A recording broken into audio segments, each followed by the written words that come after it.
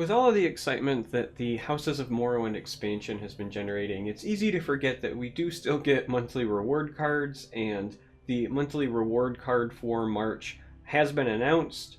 It is Frostscale Dragon. This is a Battle Mage class card. It is a 9 cost 6/6, and on summon, it deals 4 damage to target enemy creature, so you can't self target, and then it also does 1 damage to all other enemy creatures. Now, the inability to self-target does actually matter, specifically in Battle Mage, because that's a class that does like to self-target often.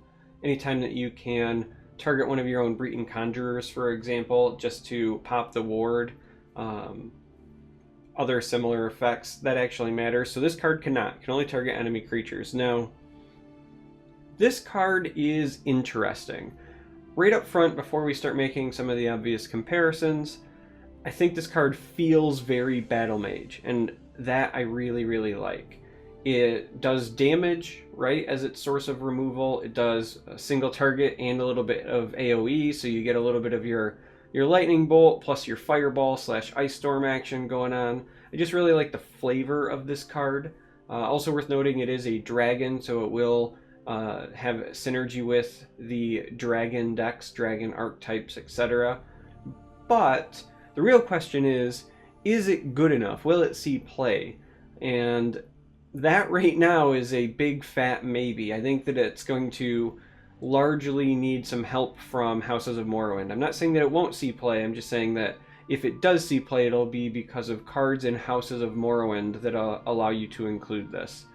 Quite frankly, right now there's not a lot of Battle Mage control running around, so a card like this, which is very much a control-oriented card, doesn't seem to make a lot of sense. Now, when we start going to the 3-color decks, right, if you want to play like House Daggeth control, this might be a good fit, but its power level just feels a little bit weird. So when I talk about power level, there are 3 cards that I kind of want to talk about in comparison to this card.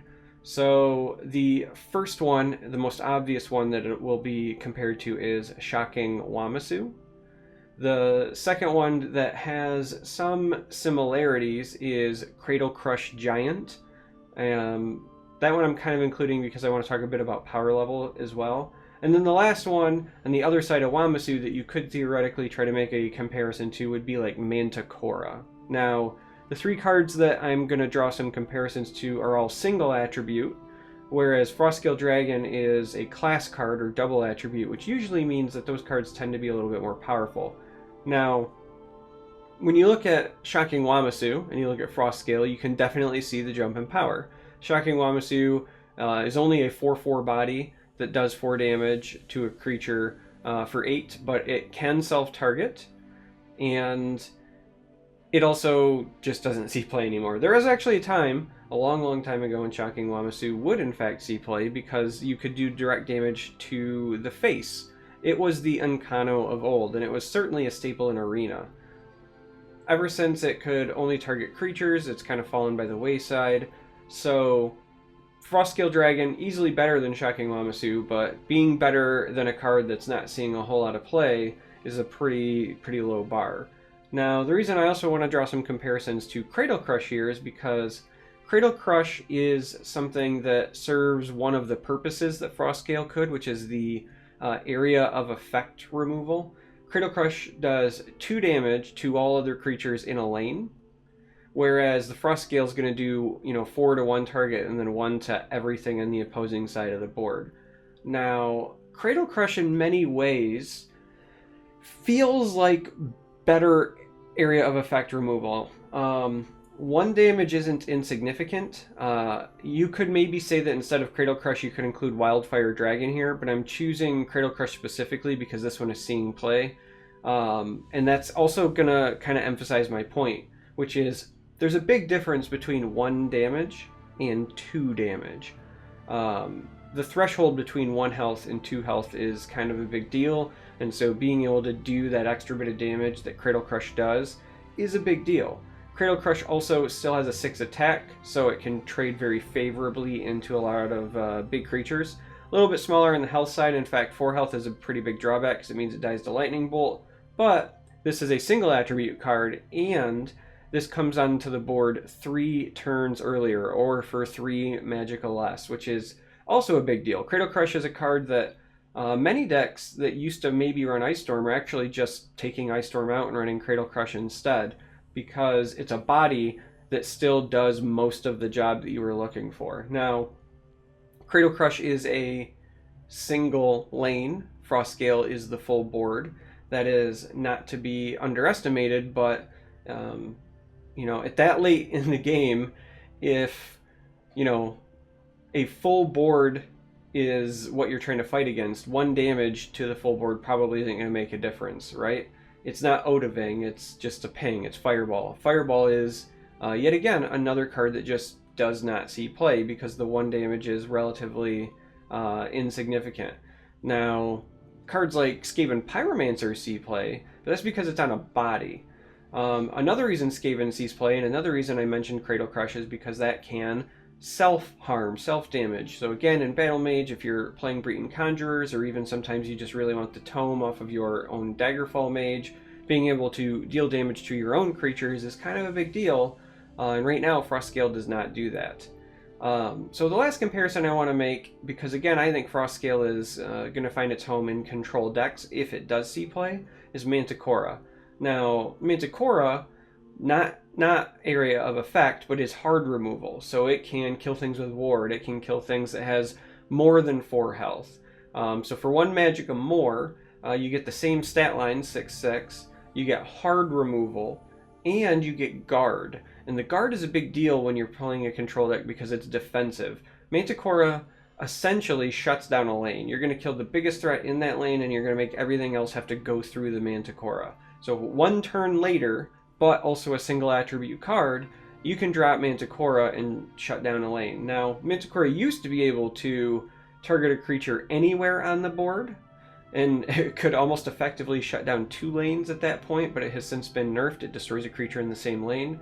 Frostscale, on the other hand, you can shoot for 4 damage anything on the board, right? So you can drop this in the field lane, but have the 4 damage hit Shadow, and then do 1 to the rest of the board. It does have that benefit over Manticora, but it doesn't have guard. So even if you do drop it in the field, shoot something in the Shadow, creatures that did exist in the field that survive can choose to ignore Frostscale if they so choose. So I don't know. I think if this card had guard, it would be fantastic. It's probably going to be considered too powerful at that point because it's probably better than Manticora, but I'll be honest, I would be okay with that because this is a class card, right? All of the cards that I'm currently comparing it to are single attribute cards. This is a class card. We would expect it to be of a higher power level, but the fact that this has no keywords, so no guard, no ward, nothing for any of that kind of synergy,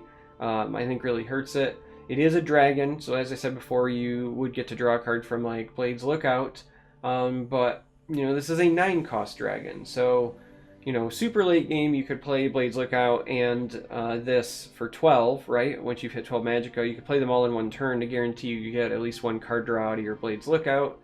I don't think that suddenly makes it good enough, though. Yeah, I think this card is like on the cusp of being good. I don't think that it's as good as Manticora.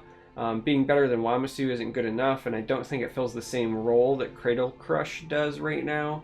In fact, in many ways, even if you wanted to do the 1 damage, as opposed to worrying so much about the 2, I still think Wildfire Dragon might end up being a better option. So for Frostscale, in my opinion, to have the kind of impact that I think that it could or should, it's really going to come down to other cards we see in Houses of Morrowind that potentially boost this, or even if it's not direct synergy, it might not be any cards that directly make this card better, but if some of the tricolor cards in the tricolor decks that feature strength and intelligence are worthy of being played. So again, I'm just, as an example, saying if House Dagoth control becomes a thing, right? If the other core cards in that deck are good enough to warrant playing, there's a chance that you play this just because Manticora isn't available in those attributes, but this might be a decent substitute, and it does at least